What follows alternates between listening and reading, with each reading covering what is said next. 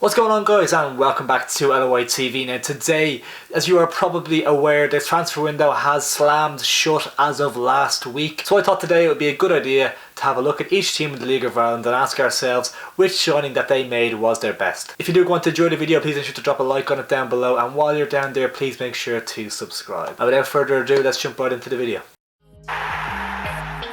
We are going to do it in alphabetical order, so we will start off with Bohemians, and for me this one's a bit of a no-brainer considering the start of the campaign as well as my preconceived notion as well. I'm going to go with Chris Twardek. Bohemians Player of the Month for February. He's had a blistering start to the campaign. He's impressed Bohs fans with his lively running on the wing. He's very quick, he's very dynamic, he's very good dribbler of the ball. He looks a really good signing from Sligo Rovers, so it's a really good deal to get over the line for Bohs. It's something they kind of lacked at times last year, was that something extra in the final third of the pitch, and Chris Twardek has really given it to them. Next up we have Cork City. Now this one's quite tricky because their transfer business hasn't been too overwhelmingly great, really, to be honest. I am going to, however, go with Dylan McGlade as their best signing. I think if Cork City are going to stay up this campaign, I think it's going to be players like Dylan McGlade that are going to be the ones that will keep them up. He is a very talented player. He has something in his locker that will win them a lot of points this season, in my opinion. He looks like a really threatening player in the final third of the pitch. Has a good free kick on him and stuff like that as well. Very good dribbler of the ball. And I think he has goals and assists in him. And it's just whether Neil Fenn can get that out of him, get his best form throughout the whole campaign, really, and his consistency levels. Will he keep that up? So I think that's going to be a big signing for them. I was impressed with him. He got into the first division team of the year last year, so he does have pedigree within the League of Ireland, and Bray Wanderers fans thought he was a very good player from last season. So Cork City fans, what have you thought of Dylan McGlade so far, and in your opinion, is he your best signing? Next up we have Derry City, who made some shrewd signings, but the one that stood out to me from the off was Walter Figueira from Waterford. They have brought in a few strikers, including Figueira, Tim Nielsen and Adam Little, and they all seem to bring their own kind of dimension to the team. But for me, Walter Figueira on paper is the best one. That's arguable as well, but I think considering he has League of Ireland experience and he was good last season for Waterford, I think he's going to have a very good season for Derry this campaign. He scored a beautiful goal in their recent game against Bohemians, a lovely finish. And I think he has a calmness in front of goal, he's quick in behind, and I think he's going to get a lot of goals for Derry this season. Next up we have Dundalk, who didn't make an awful lot of signings, but the ones that they did do have just really kind of added the quality in certain areas, and a lot of good strength and depth. But their best signing for me is Greg Sloggett. He was with Derry City last season and was a big part of them getting European football. He was a fantastic signing from UCD for Derry, and Derry fans were very sad to see him go, to be fair. But for Dundalk, it's a fantastic signing. He slotted straight into the midfield. With the likes of Robbie Benson leaving the club, it was an open spot for him to move in nicely, just to transition into the side.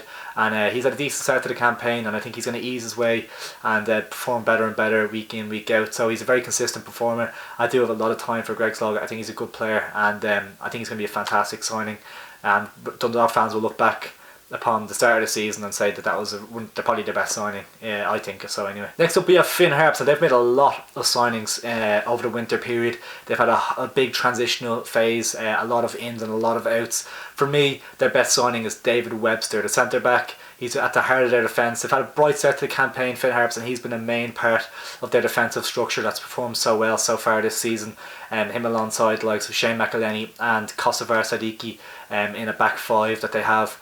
He's been really impressive, David Webster. He has a wealth of experience in the League of Ireland, of course. He's a well-known name, and I think he's been a fantastic signing so far. I knew on this signing that he would bring a lot to the table for the Finn Harps in their bid to survive this season. So I think David Webster has been and will be Finn Harps' best signing of the season. Next up we have Shamrock Rovers. Now they've made 3 signings: Rory Gaffney, Rhys Marshall and Liam Scales. For me, the best signing is Rhys Marshall, but that could change if Rory Gaffney is banging in 20 goals. Do you know what I mean? So it's hard to know. He's 30 years old, Rory Gaffney, they signed him from Salford. So if he can make the difference in the title race and score them the goals to win them the league, of course he will have been the best signing. But for me, I'm a big fan of Rhys Marshall. A 30,000 signing from Glenavon up north. He's slotted right into the Rovers team and he looked like an impressive player. He's already scored a goal against Waterford with a lovely finish, and he looks like a really composed, technically gifted, really good player, and he's going to have a fantastic season for Rovers, I've no doubt about that. The reason I've gone for him is because I do have doubts about the other two. Liam Scales is young, so he's going to be kind of back up for the most part this season, and I have a few doubts about Rory Gaffney about whether he will scored them the goals and that, but I've kind of no doubts about Rhys Marshall. I think he's going to be a very, very good signing. Next up we have Shelbourne, and I think it's a no-brainer for this one. Garry Deegan is their best signing in my opinion. A midfield brute, an absolute enforcer. I think he's their captain as well. He's been given the armband by Ian Morris. A lot of trust being put in him, but he's a real midfield maestro kind of thing. Like, he's real. I think before the Dundalk game you've seen slapping his players in the face in the huddle before the game. He's just a bit of a nut job, like, but he gets the job done in midfield. He has a very, very good player as well. His goal against Dundalk is an example of the ability he does possess. It's a lovely left-footed, I think it was a half volley, a fantastic goal by Garry Deegan. I think it's a no-brainer that he is Shell's best signing. Next up we have Sligo Rovers. Now for me, their best signing is Garry Buckley. They've made a couple of other signings as well, but I think the number 10 kind of player, I like him most when he's in the number 10 position. The former Cork City man, he's had a lot of success at Cork City, and he'll be looking to bring his experience of being in a winning side, for the most part with Cork, of course, into this Sligo team. I think he could be a crucial player for them.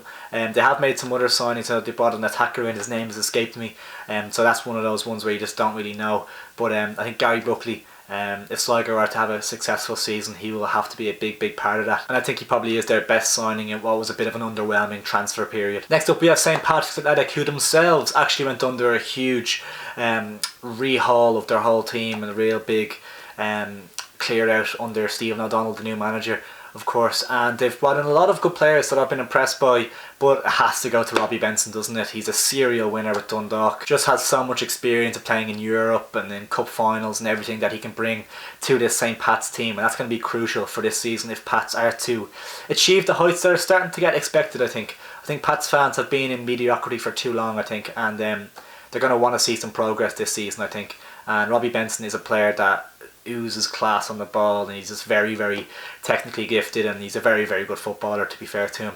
And yeah, I think St Pat's fans will be wanting players like Benson and stuff like that to kind of step it up this season and push Pats. Really, they need to be in that top four. That's what the fans want and need, I think.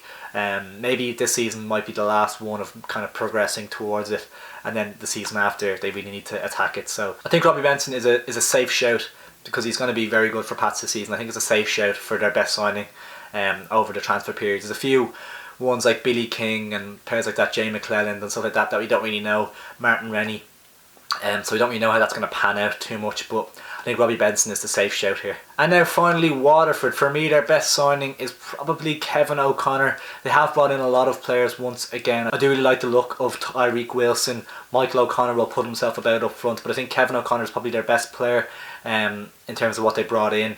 He did score the winner on the opening day of the season against St Pat's. He's kind of playing in a further forward role in a midfield area for Waterford this season. I'd probably think he's more suited to maybe a defensive role, but I think Waterford want to get him up further up the pitch because he has a lot of technical ability, and they want to try and get that to hurt their opponents, and that's fair enough. I think that's a good tactic, and to be fair, I think Kevin O'Connor is probably most naturally a left back, and that's where Tyreek Wilson will of course be playing. So I think he's kind of playing like a number 10 area, I think.